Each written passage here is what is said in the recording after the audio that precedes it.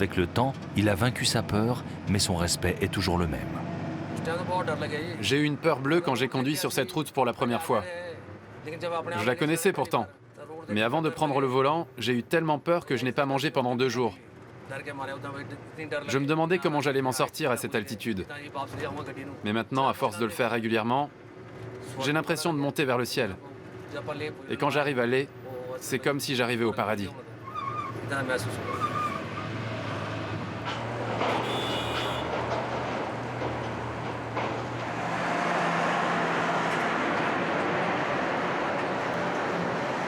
À certains endroits, la route a été creusée directement dans la montagne.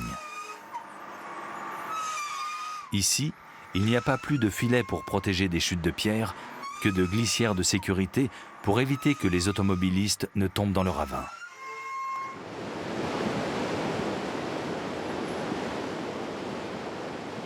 En contrebas, un camion a justement fait une sortie de route.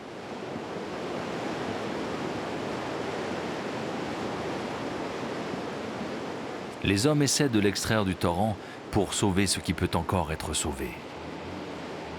Par chance, les chauffeurs s'en sont sortis vivants. Ils ont été sortis de la cabine et conduits à l'hôpital.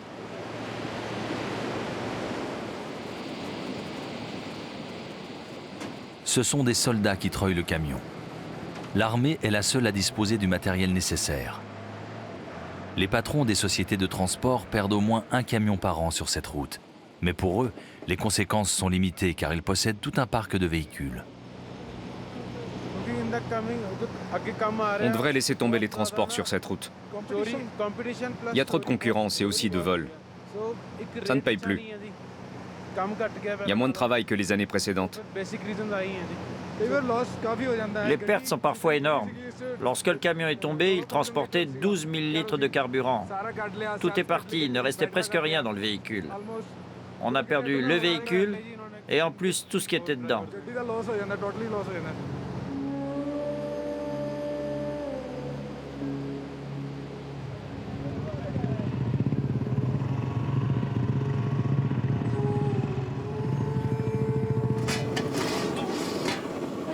Sonam Pangri fait chauffer de la soupe en sachet et du thé. Elle vient de la ville de Leh. Pendant les mois d'été, elle gagne sa vie avec ce petit restaurant de bord de route. Autour des réchauds et de la cuisine, des matelas sont à disposition pour dormir. C'est ici que les motards de Bombay ont passé la nuit. Ils ont eu froid et commencent à ressentir la fatigue de leur périple. Tous travaillent dans l'informatique. La rigueur du climat, l'altitude et les mauvaises routes ne font pas partie de leur quotidien. Pour eux, le Cachemire, c'est l'inconnu. D'où vient toute cette nourriture?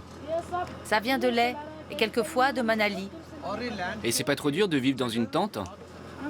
Si, parfois, quand il y a du vent et qu'elle est emportée, quand il pleut et qu'elle se déchire, c'est vraiment dur. Alors qu'est-ce que vous faites quand votre tente est abîmée? On recommence tout, faut tout refaire, c'est très difficile. Ces femmes sont fières de leur petite entreprise.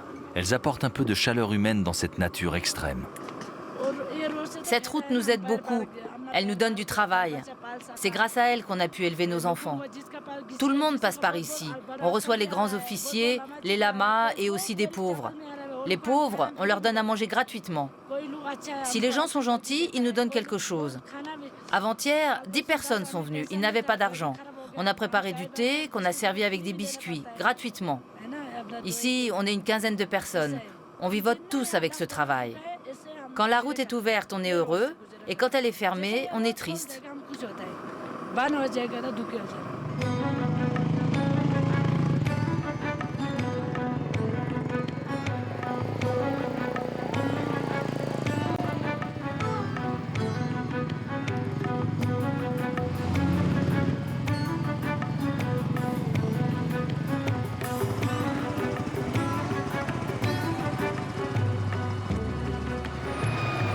Les véhicules avancent à tâtons dans le brouillard.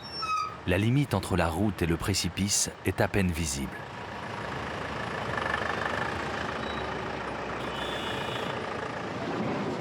Narendra a pris l'initiative de faire la circulation. Personne ne se décidait à intervenir.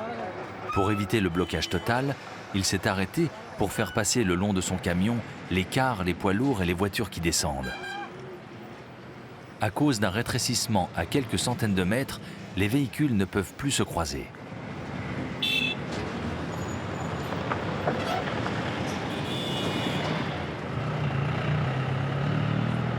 Narendra et Ramesh savent par expérience qu'il vaut parfois mieux patienter un moment et pouvoir rouler plus rapidement ensuite.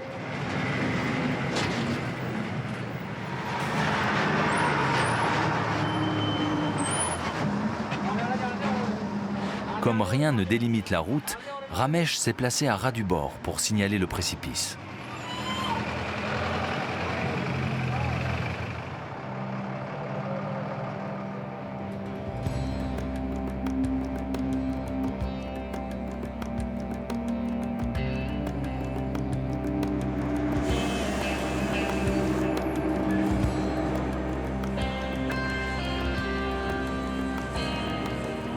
Avec leur métier, les routiers sont des semaines et des mois loin de chez eux.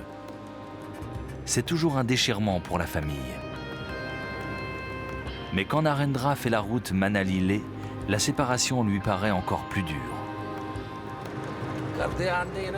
Bien sûr que je pense à ma maison. Je pense à ma femme, à ma famille. Je pense à ma mère, à mon père, à mes enfants. Je me demande, qu'est-ce qui m'attend ? Quand je quitte la maison, j'espère que la route ne sera pas trop risquée. Il se pourrait que je ne rentre plus jamais chez moi. Qui sait, un accident est vite arrivé. Tout un tas de choses peuvent se passer sur la route.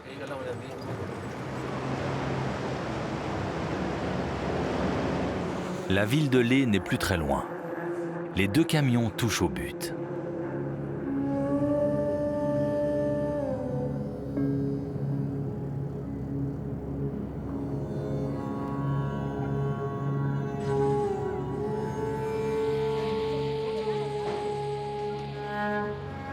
La capitale du Ladakh est située à plus de 3500 mètres d'altitude. Les habitants de tous les villages alentours viennent y faire leurs achats et vendre ce qu'ils produisent. Des siècles durant, la ville a été un grand centre du bouddhisme tibétain.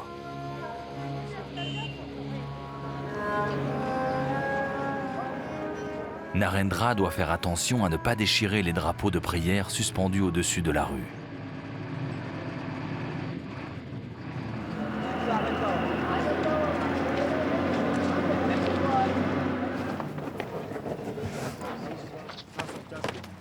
Maintenant que les deux chauffeurs sont arrivés à destination, leurs chemins se séparent.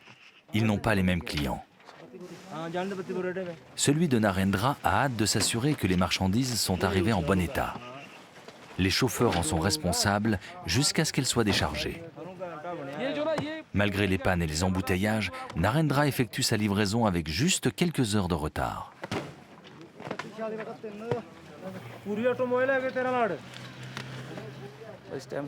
Là, je suis content. On décharge le véhicule. Je vais rentrer chez moi et puis m'en retourner à Delhi. Une fois à Delhi, tout recommence. Je charge le véhicule, je repars pour Leh, puis à Delhi. Quand le véhicule est vide, je m'inquiète de le charger. Quand il est plein, je m'inquiète de le vider. Et toujours, je m'inquiète du véhicule.